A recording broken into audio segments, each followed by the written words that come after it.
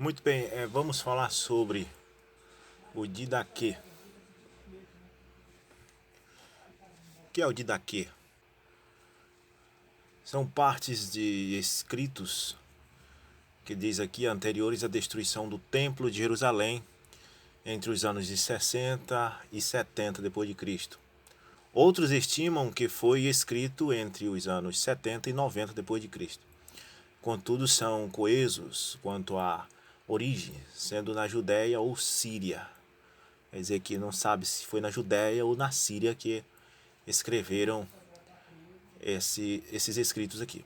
Segundo William Randolph, a Didaquê é uma compilação anônima de diversas fontes derivadas da tradição viva, de comunidades eclesiais bem definidas. Portanto, a questão da datação equivale à questão das datas das tradições ali registradas, que indubitavelmente remontaria ao século I depois de Cristo, derrubando as teses de datação tardia do século II.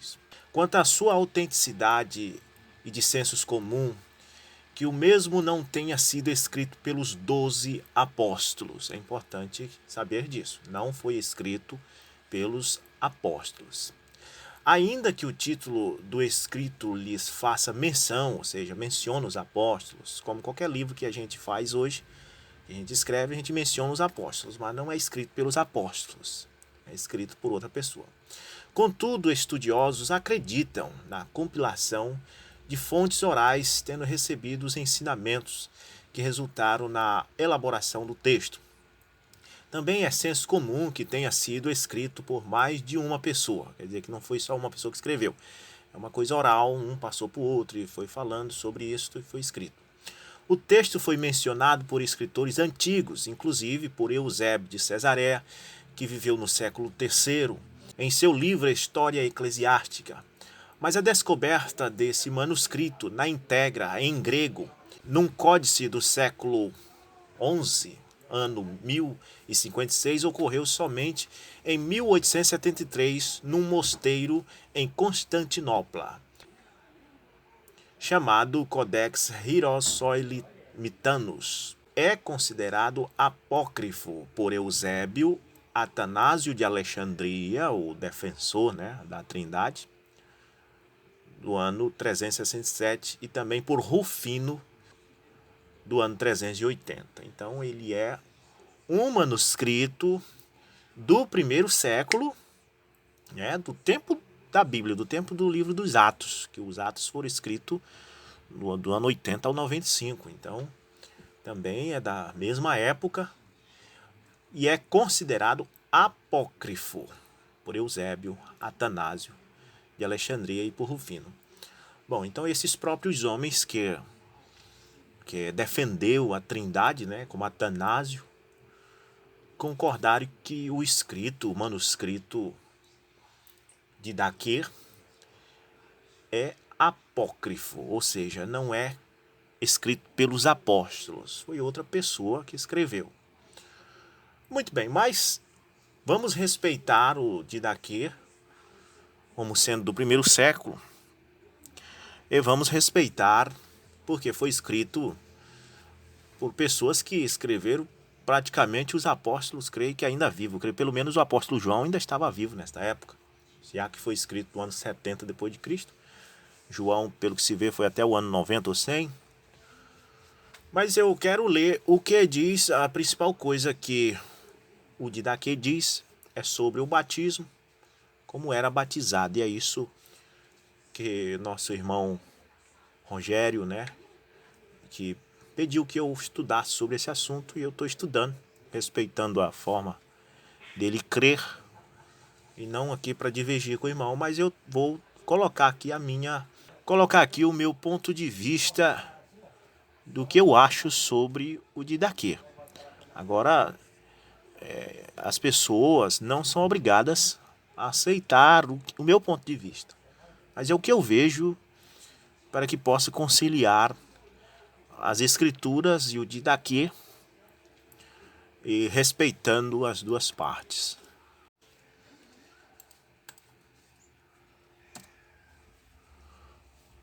Bom, o Didaquê diz aqui, segundo o que eu pesquisei na internet, no capítulo 7, diz assim: quanto ao batismo, faça assim depois de dias. Todas essas coisas batize em água corrente, em nome do Pai e do Filho e do Espírito Santo. Se você não tiver água corrente, batize em outra água. Se não puder batizar com água fria, faça com água quente. Na falta de uma ou outra, derrame a água 3 vezes sobre a cabeça, em nome do Pai e do Filho e do Espírito Santo. Antes de batizar, tanto aquele que batiza como batizando, o que é batizado no caso, bem como aqueles que puderem, devem observar o jejum. Você deve ordenar ao batizando, que está sendo batizado, um jejum de 1 ou 2 dias. Muito bem. Então, aqui é importante saber que esse manuscrito é do século I, anos 70. O apóstolo João, creio que ainda era vivo. E aí você vê aqui o Didaquê falando no batismo em nome do Pai, do Filho e do Espírito Santo.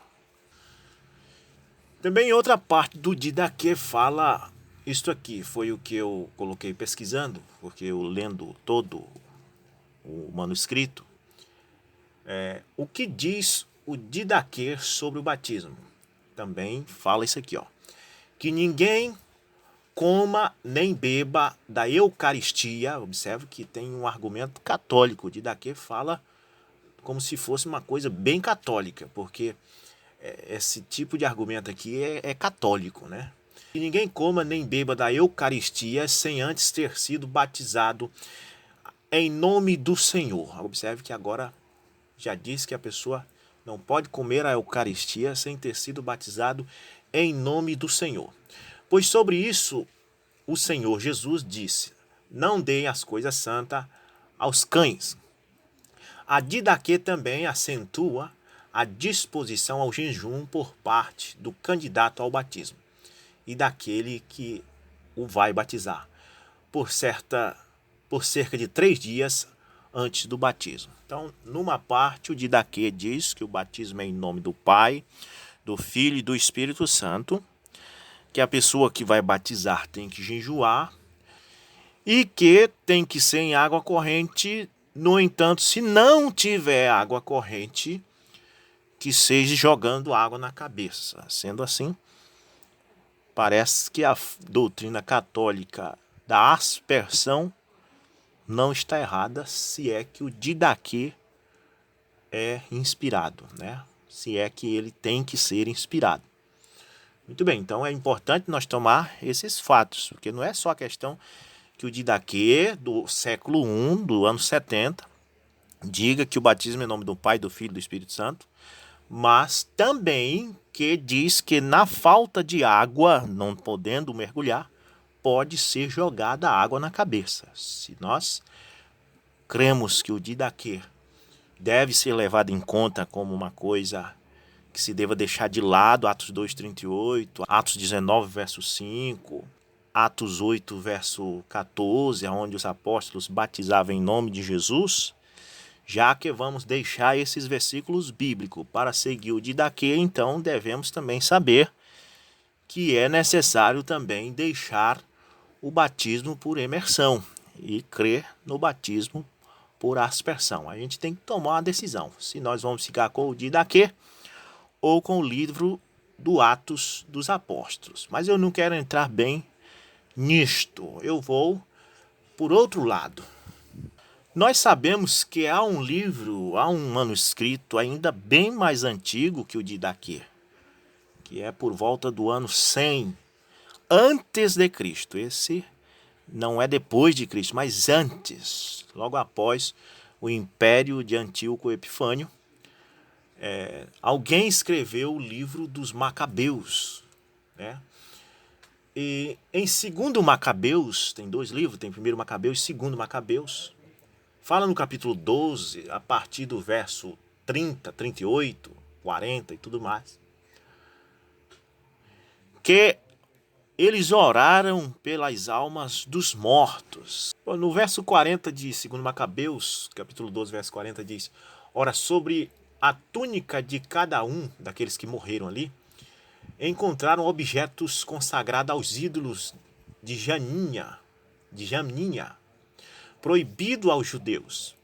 Pela lei, todos, pois, reconheceram que foram esta a causa da sua morte. Então, quando eles encontraram os mortos, que foram ver ali nas túnicas deles, no bolso, estavam esses objetos consagrados aos ídolos. E eles entenderam, olha, Deus deixou esses homens morrer, eles pagaram com a vida por causa disso. Então,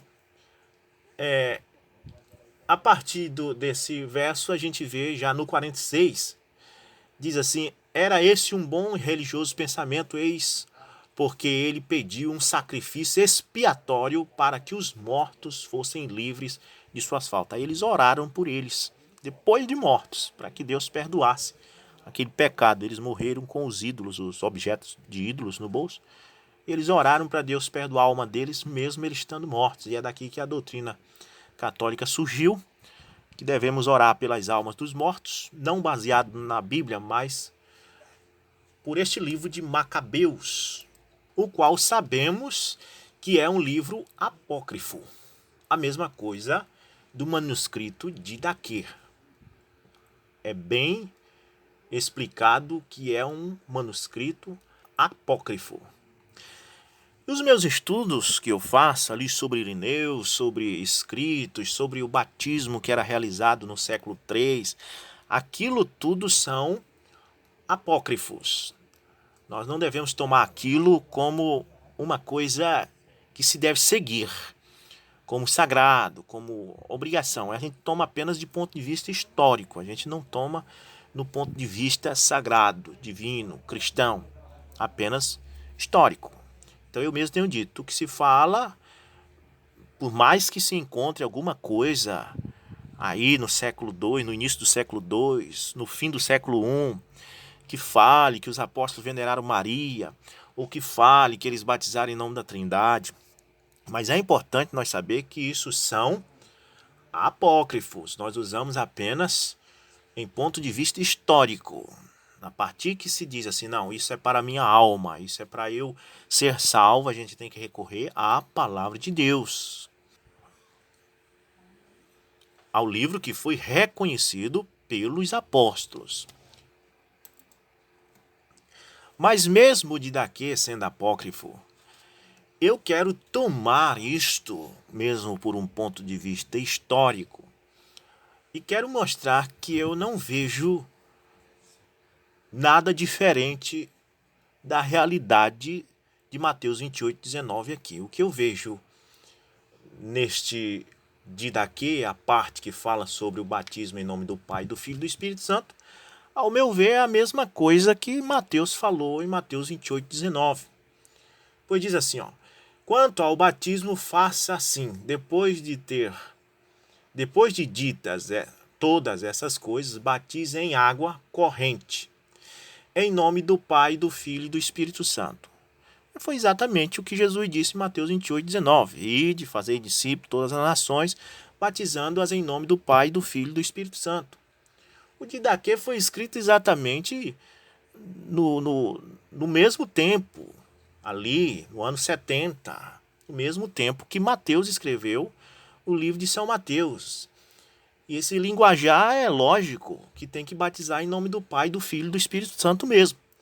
Agora, o livro de Atos, ele mostra a ação, porque o Didaquê e também a escritura de Mateus 28:19 não mostram nenhuma ação, mostra apenas uma fórmula batismal, como as pessoas devem ser batizadas.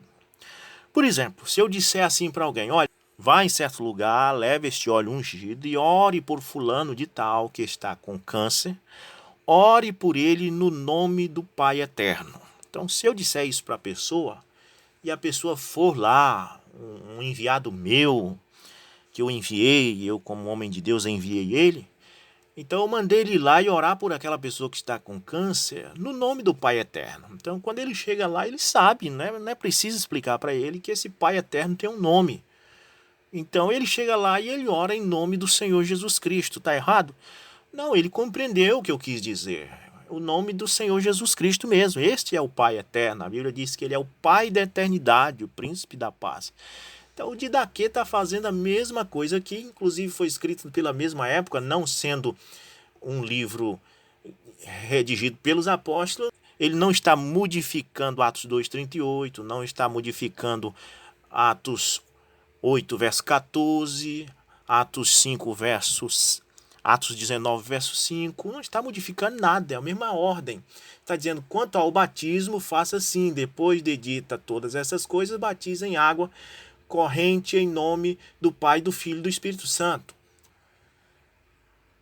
E no mesmo Didaquê diz que ninguém coma nem beba da Eucaristia sem antes ter sido batizado em nome do Senhor. Ou seja, está mostrando que esse Pai, Filho e Espírito Santo é o Senhor.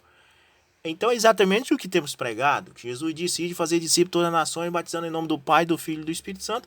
E os apóstolos entenderam que esse Pai, esse Filho e Espírito Santo é o Senhor. Por isso a Igreja Universal sempre usava esse slogan, Jesus Cristo é o Senhor.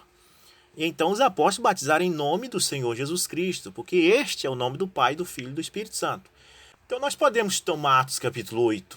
No verso 12, diz logo assim: no entanto, quando Filipe lhes pregava as boas novas do reino de Deus e do nome de Jesus Cristo, creram nele e foram batizados tanto os homens como mulheres. Quer dizer que Filipe chegou em Samaria e pregou sobre o nome de Jesus Cristo. E então as pessoas creram, aí elas foram batizadas, tanto homens como mulheres. E no verso 13 diz, e o próprio Simão também creu e foi batizado.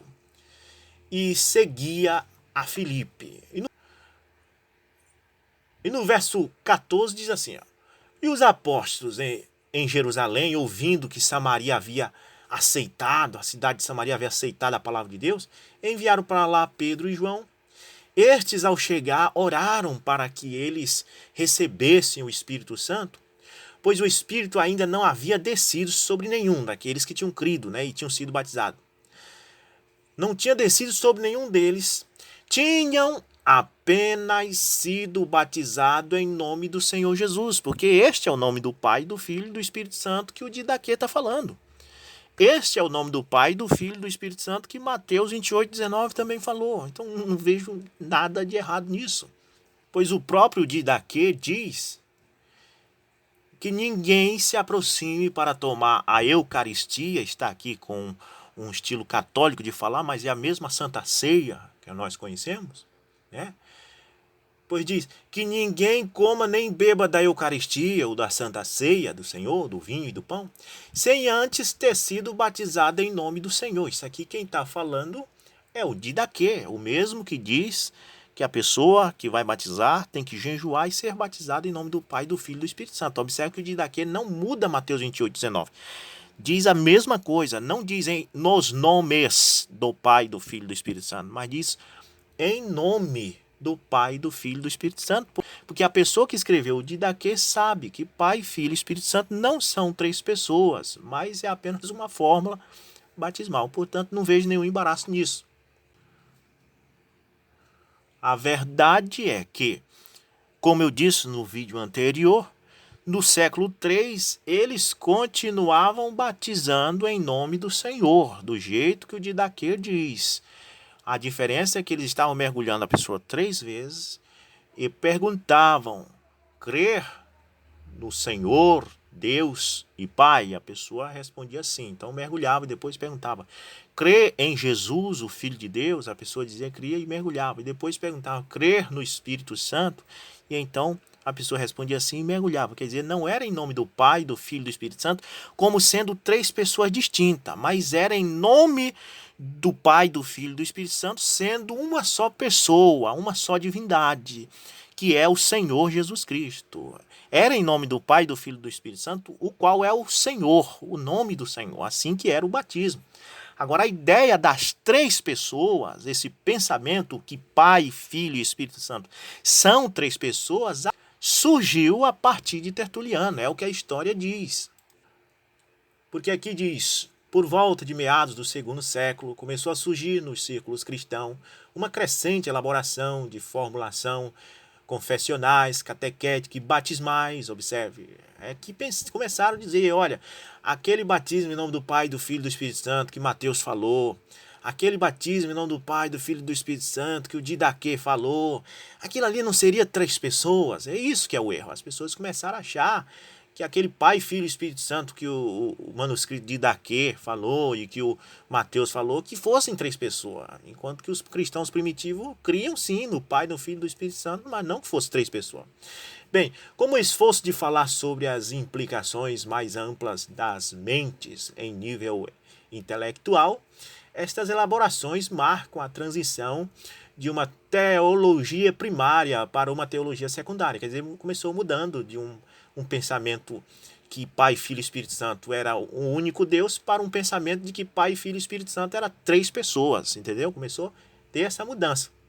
Então, em resposta à necessidade de explicar o que acontecia quando alguém era batizado, ou seja, qual o significado do novo relacionamento estabelecido com o Pai, o Filho e o Espírito Santo, mas especificamente a necessidade de interpretar as fórmulas catequéticas, confessionais e batismais em face dos escritos heréticos, foi o contexto no qual começou a surgir a busca intelectual da doutrina. Então, Irineu inicia com a regra da verdade, a tradição, ou seja, ele ficou com a Septuaginta, que era a doutrina apostólica. Ele não ficou com o Didaquê, ele não ficou com o livro de Macabeus, que inclusive já era escrito na época, porque o Macabeus foi escrito antes de Cristo, 100 anos.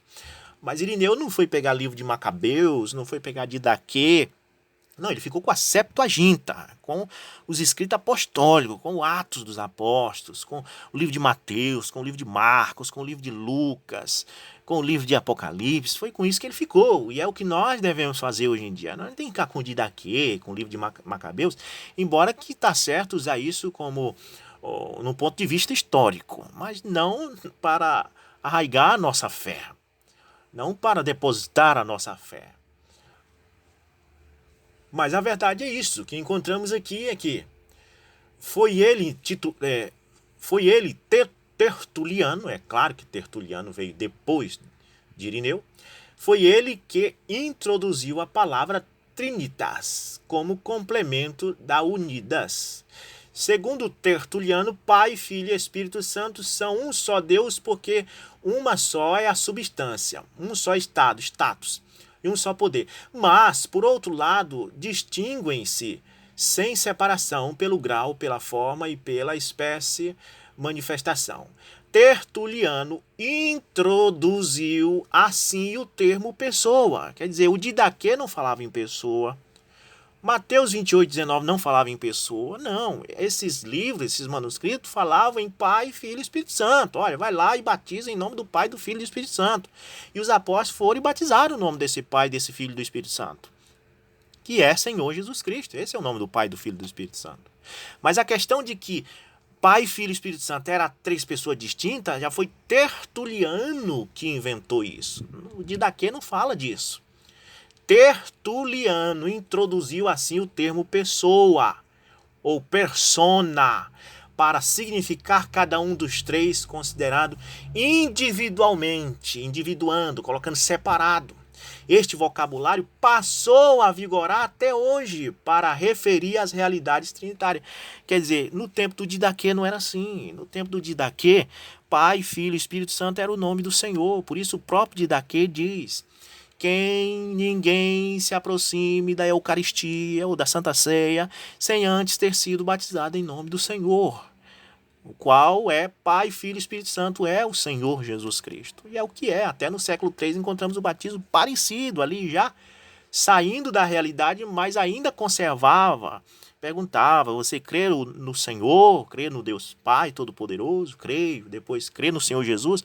Ainda há vestígios de que o batismo era em nome de Jesus. E nesse outro artigo também da história, como temos visto isso.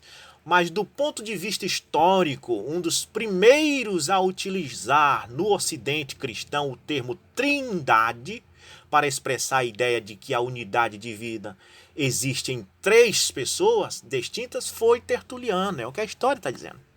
Não o Didaquê. O Didaquê falava no Pai, no Filho e no Espírito Santo, mas não dizia que isso era 3 pessoas distintas. Mas aqui está dizendo que o primeiro a usar o termo trindade para expressar a ideia de que a unidade divina existiria em 3 pessoas distintas foi Tertuliano. Então, como em resposta ao irmão Rogério, como ele disse assim, se eu mostrar para você, né, pessoas batizando no século I em nome do Pai, do Filho e do Espírito Santo, você crê que era? Não tem ninguém batizando no primeiro século em nome do Pai, do Filho e do Espírito Santo. Não tem. Nós temos pessoas no primeiro século batizando em nome do Senhor Jesus. O que nós temos no primeiro século é o Didaquê dando uma ordem batismal, assim como Mateus 28 dá uma ordem batismal. Mas Mateus 28, 19 e o Didaquê não são atos batismais, são apenas ordens. Atos batismais são aqueles que estão no livro dos Atos dos Apóstolos. Ali você encontra em Atos 2, em Atos 2:38, Pedro batizando 120 no nome do Senhor Jesus. Você encontra Paulo em Atos capítulo 19, verso 5, batizando 12 em nome de Jesus. Aí você vê a ação mesmo, no físico, fazendo. Você encontra em Atos capítulo 8, verso 14, as pessoas que creram na mensagem de Filipe sendo batizados, foram batizados em nome do Senhor Jesus e faltava só receber o Espírito Santo. Então, a resposta é essa. Existe algum batismo no século I em nome do Pai, do Filho e do Espírito Santo? Não. Existe uma ordem batismal no Didaquê, assim como existe uma ordem batismal em Mateus 28, 19. Mas atos batismal era em nome do Senhor Jesus Cristo, porque nesse tempo o povo não tinha o conceito de que Pai, Filho e Espírito Santo eram 3 pessoas. Este conceito de que Pai, Filho e Espírito Santo eram 3 pessoas surgiu com Tertuliano, já a depois de Irineu. Então, não vejo nada errado no Didaquê, e é bom que a gente vai vivendo e aprendendo. Gostei muito deste manuscrito, que inclusive diz que ninguém deve se aproximar à Santa Ceia ou à Eucaristia, a não ser que receba o nome do Senhor, o qual é Pai, Filho e Espírito Santo, Senhor Jesus Cristo. Correto.